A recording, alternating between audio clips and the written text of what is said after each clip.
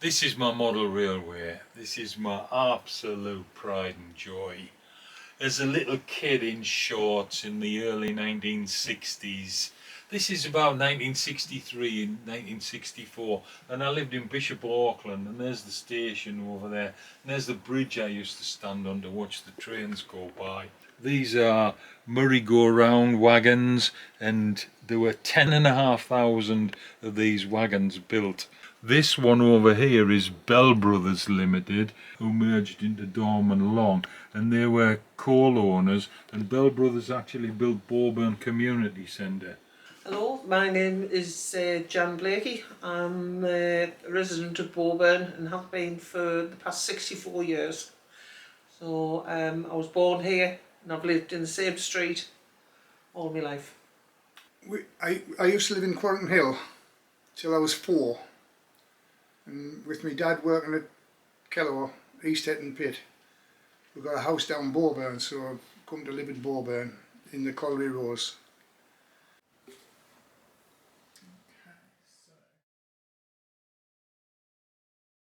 What are your earliest memories of living in Bowburn?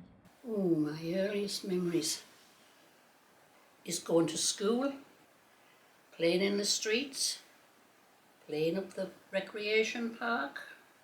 Earliest memories, we resided in Bede Terrace, and at the time our house before the bungalows was the last one in the street, so basically north of our house was just derelict land, so we used to play on there. And Earliest memories of living in Bowburn was when we moved home from number 42 Phillip Avenue to number 31 Phillip Avenue, and I can remember being on the front lawn with my sister in a pram. I wasn't in the pram, my sister was in the pram. Well, I only moved to Bowburn after I left university. I worked at Coxo at the secondary school. I remember it being a small village, perhaps half the size it is now, and a very tight-knit community, particularly after the pit closed in the mid-60s. How has Bowburn changed over the years? Industry's changed, modern technology's changed, new housing estates coming in. Still some bits is the same, but it has changed dramatically. The A1 made a big difference. yeah, so really just the expansion as it's happened. You know, there wasn't a great deal at one time, and then it's just expanded left, right and centre. Can you share a story about a significant person in the town's history that has influenced your life? My dad, really, he was a working man, and lost my mother when I was 10, and there was 5 of us, and my dad looked after us all,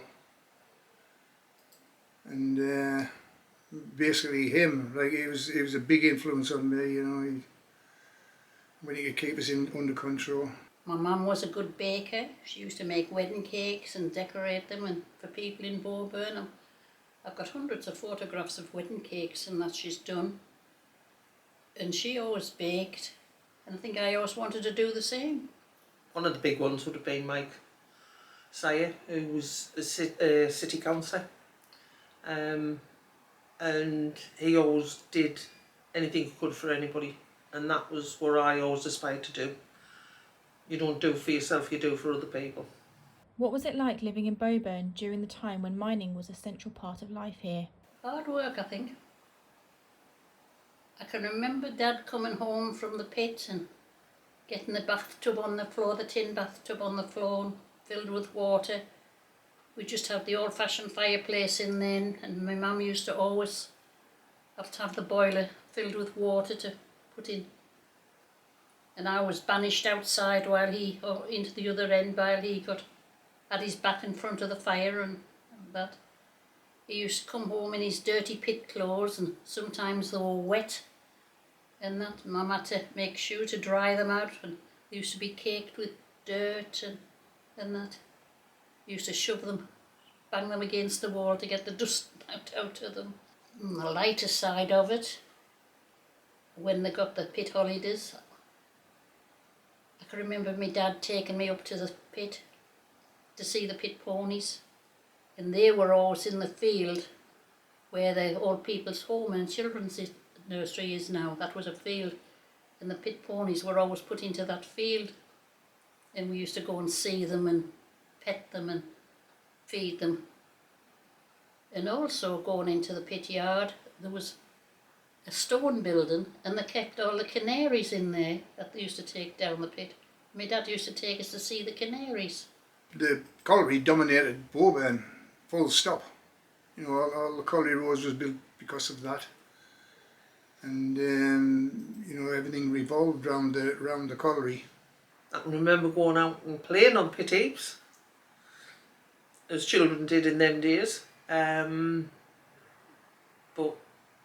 other than that, it was always the village was always divided between what we would call the top of Bowburn, which is the colliery road, and the council estate. And for some strange reason, the two didn't mix.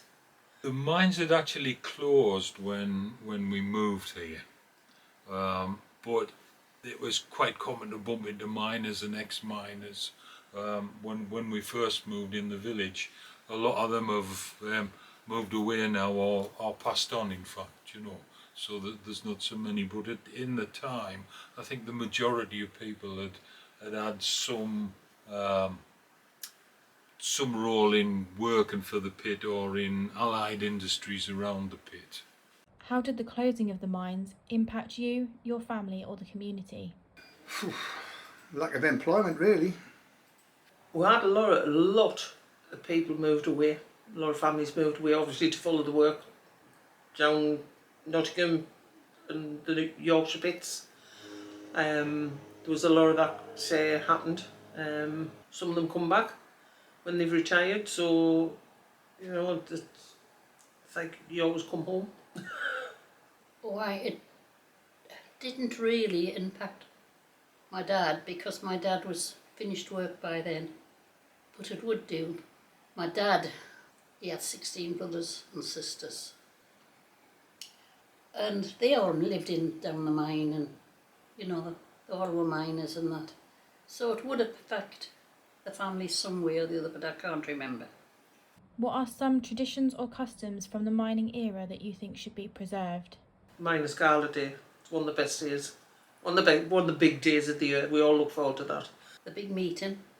The banners, definitely, you know, we keep that going. Try and influence the children in the ways and means of, you know, the community together and going in marching and listening to the band. And What places in Bowburn hold the most memories for you? Well, our first house, obviously, when we got married in December 1974, and we moved here in 1975. We don't live in that house anymore, but still, when you go past it, you think, yeah, that was my first house. Well, we'll start with this place, the community centre, which looked nothing like this when I used to come. It was very 60s, when crimpling was a big thing. Our schools, obviously now what used to be our infants and junior school, that was a big part of our lives. The school, because I went there from 5-year-old till I went 15, the school, wartime at the school. The other place is not there now, and it was along where Bowburn Old Folks' Home was, the old welfare hall. There was a lot of memories there. We had parties, we had dances, they had a billiard room, they had a reading room. to be honest, there's not many of the buildings left, but I have memories of the cinema, which is now the dentist, and you know that site holds memories for us when the old building was there, the cinema. How do you think the town's history has shaped its identity today? I think it shaped it because of the colliery. You know, we try and preserve aspects of that and teach the children now about what was here, and obviously the colliery rows are still there. That's a big reminder of the early days of the colliery. Well, the amount of industry it's brought in is totally different to what we had. We've got Net Park, which are doing the forerunner in medical research stuff, and as an older generation, it's stuff beyond our comprehension. We're just getting used to smartphones, but it's the stuff what they're working on now what will might change the world. What are your hopes for Bowburn's future? I'd like to see the mining past celebrated as it is. We have the miner's lamp now, and I don't think we should forget our history, but we can move on from that. It would be nice to see new technology firms setting up in Bowburn and tapping on the talent that we've got in Bowburn. We've got a lot more people now who have moved into Bowburn from other parts of the country, bringing their skills with them. We have a lot of university students now in Durham from abroad as well, bringing their different cultures and communities in, and we should all live together and we should celebrate that. What role do you think art and creativity can play in preserving the town's heritage and shaping its future? I think art within coal mine communities has always been big. It's just never been shouted about. We have like the Norman Cornishes and things like that. But we have a lot of like-minded pitman painters, as they were called, who are carrying on the same traditions. It's just the fact that they're not pitmen no longer. But we have thriving art groups, we've got thriving history groups, and they do work together. You know, it's not just art, it's not just history, it's, you know, people who write poems. We've had people who have poems published, storytelling, getting the kids involved with anything what will keep the heritage going. If you could pass on one piece of advice to future generations in Bowburn, what would it be?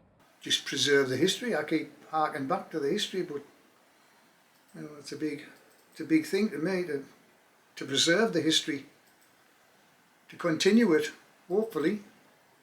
Live in peace, work in harmony, and strive to communicate all. Remember your manners and respect older people. The thing I love about Bowburn is you go out and take the dog out for a walk, everyone speaks to you. Don't walk past with your head down. Don't go along with your phone up to there. Say, hello, how you doing? That's the biggest difference in Bowburn to down south and that, you know. Just, we're all from Bowburn, we all live here. Let's all get on with each other and celebrate the village that we live in.